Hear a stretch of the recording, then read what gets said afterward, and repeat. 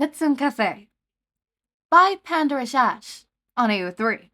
Episode 2, Chapter 2, Late Night Savior.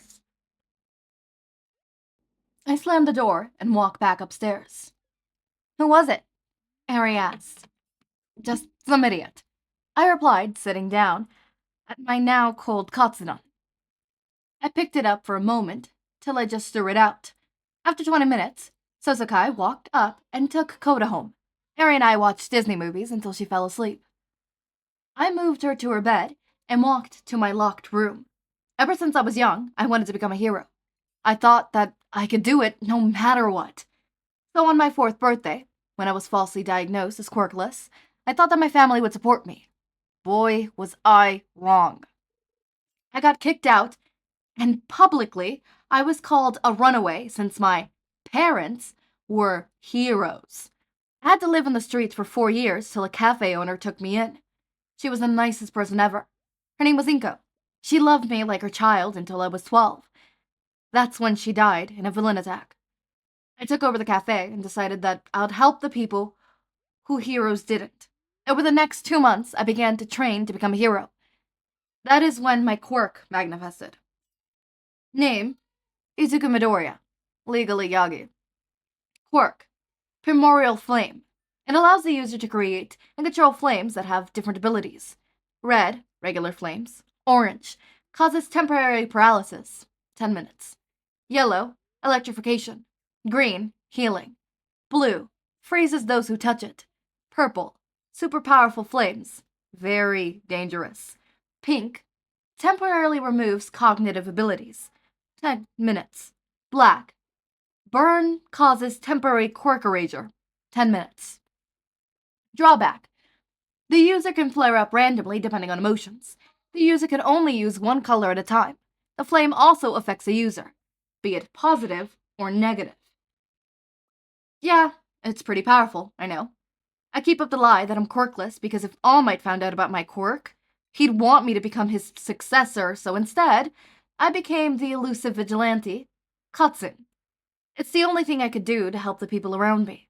The ones who don't care about little old Izuku. I packed my backpack with my suit and made my way out of the house. Not before kissing Eri on the head. It's amazing, she had just adjusted since I saved her from the Shiasakai.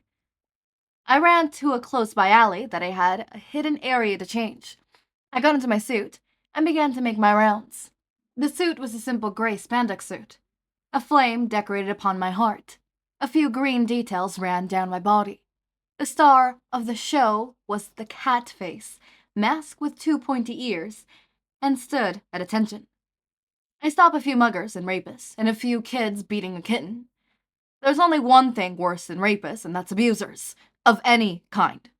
I was about to head home when I saw a sadly familiar sight. A kid atop a building, on the wrong side of the rail. I blasted myself quickly to the top of the building using my purple flames. I blew up in front of him. Hey, kid, what are you doing up here? I asked. Why'd a pro have to come? He questioned. I'm not a pro, and I'm here because I do what pros don't have time to. I explained. I landed on the building. Okay. Tell me why you want to jump. I'm here to help. I asked. Everyone says that I have a villainous quirk. My mom and dad make me do whatever they want. The kids at school all bully me and the teachers don't care. He began to cry. Look, kiddo, I used to be in that same situation, and I know that it sucks. I'm willing to help.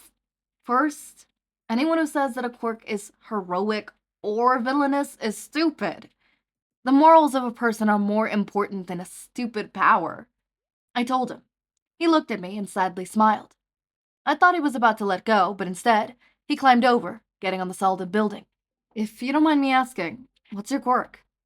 I asked the pink-haired boy. I can paralyze people if I touch them with my pinky. He replied. Think you're fighting a mutant who has 3 hostages. You have the assistance of a hero with a flashy quirk. The other hero can distract the villain, and you can paralyze them, saving the hostages. I told the boy, who looked about 14. I had done this with another kid a long time ago. About 2 years ago, I saved a purple-haired boy who could brainwash people. I'm pretty sure that kid is in UA. Wait! He was the kid who came in and had that same coffee as a racer. Sir? You're muttering. Oh, sorry. I do that. Okay.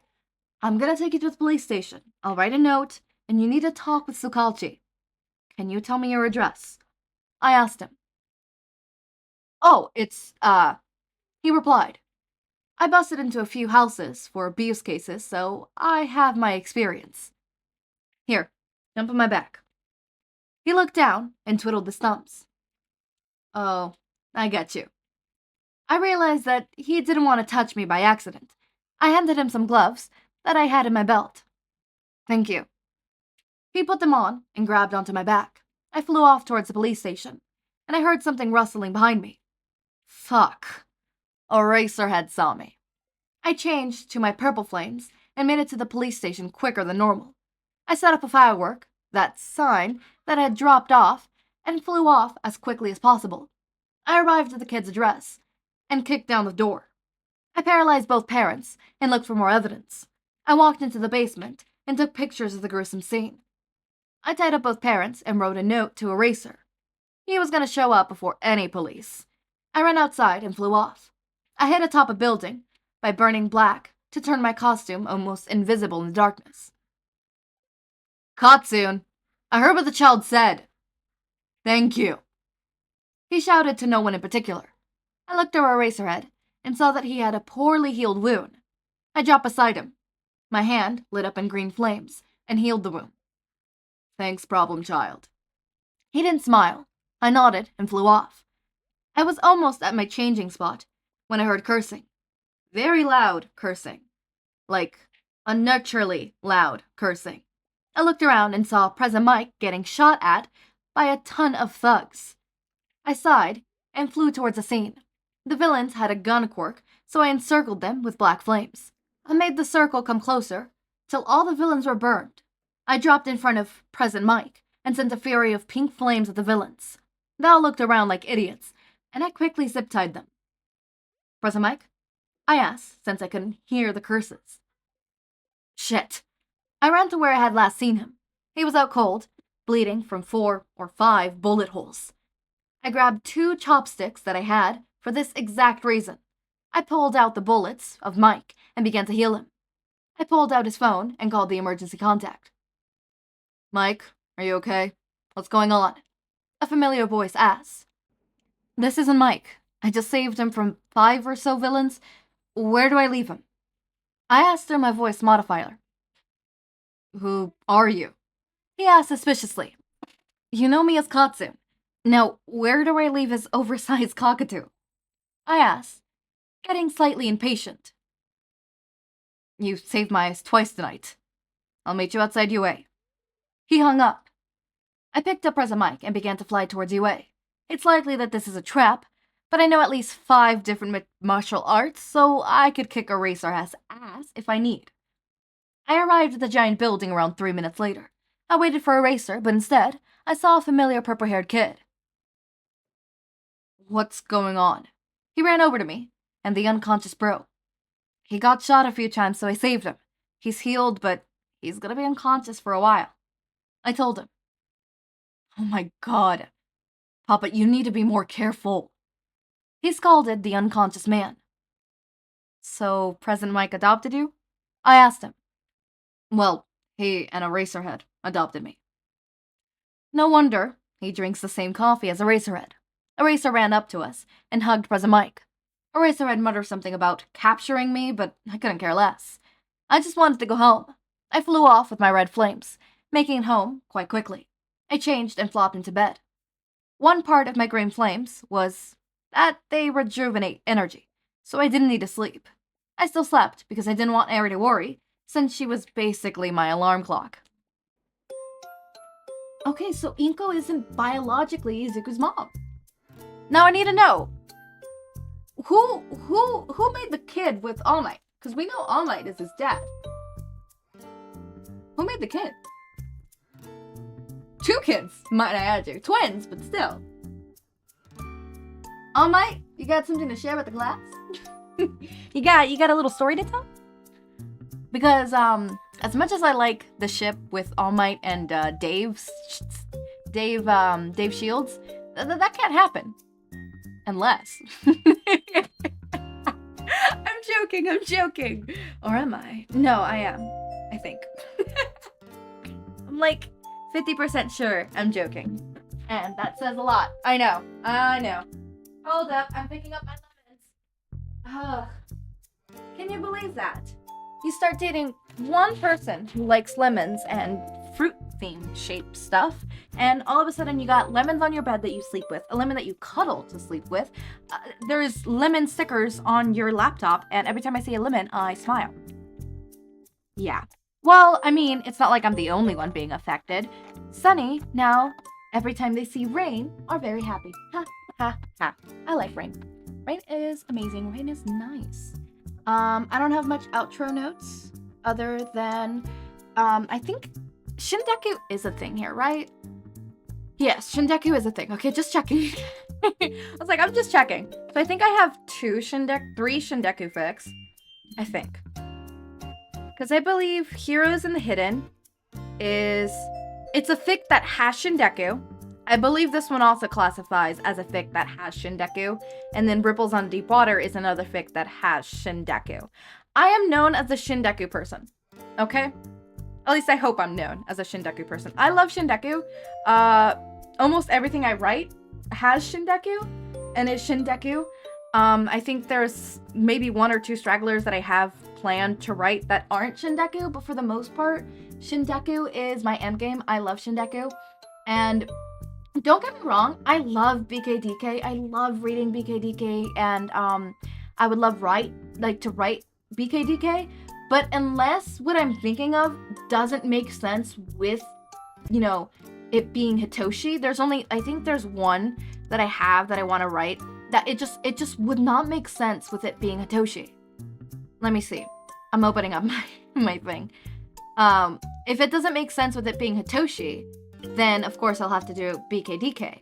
Like, for example, All a Job for You. That it does not make sense for it to be Shindeku. It has to be a BKDK, right?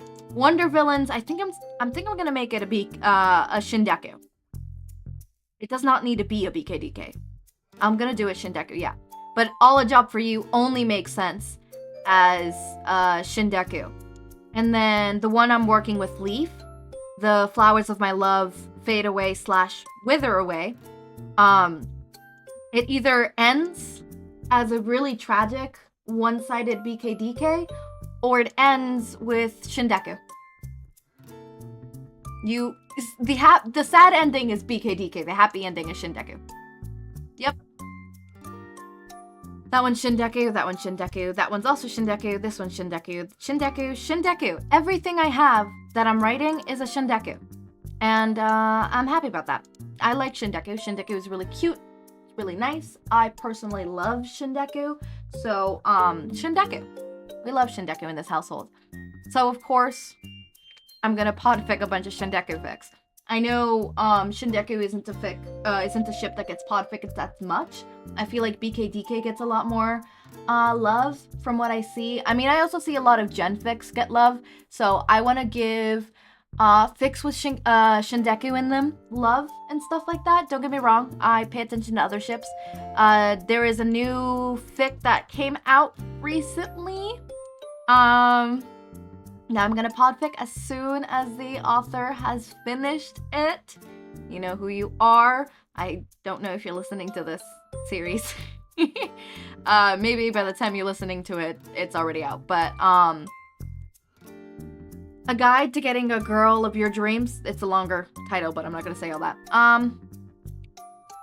4 chapters out of 9 are out already, and it is by Kingston. Of course, it's by Kingston. It's a Tokochako fic, because I love Tokochako as well. I feel like in this YouTube, I think I prioritize Shindeku, Tokochako, and Sararoki. Oh, and Dinky Baku. Dinky Baku is another one that I probably prioritize, and I'm gonna be prioritizing. But those are the ones that I prioritize, and for a good reason. I mean, they don't get as much love as other ones do. So I'm gonna give them the love that they don't get that much. Like, don't get me wrong. Like, for example, BKDK ends up on the AO3 leaderboard thing.